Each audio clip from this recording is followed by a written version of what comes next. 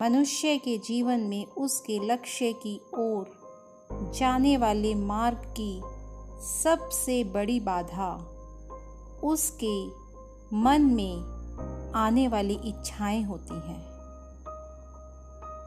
जब मनुष्य अपने लक्ष्य की ओर अग्रसर होता है तो उसे निरंतर उसी मार्ग पर चलते रहना चाहिए। लेकिन जब मनुष्य अपने लक्ष्य की ओर बढ़ते हुए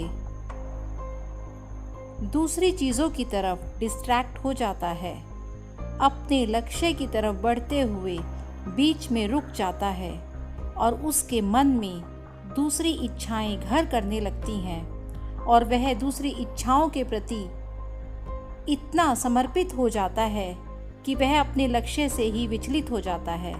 वह अपने मन के विकारों में बुरी तरह से घिर जाता है और उसके मन में उठने वाली इच्छाएं उसको पूरी तरह से विचलित कर देती हैं, जिससे वह पथ भ्रमित हो जाता है।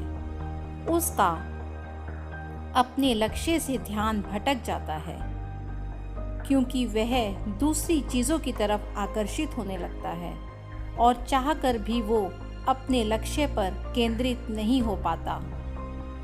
एक तरफ उसका लक्ष्य होता है और दूसरी तरफ वो डिस्ट्रैक्शंस होती हैं जिसकी तरफ वो खींच रहा होता है।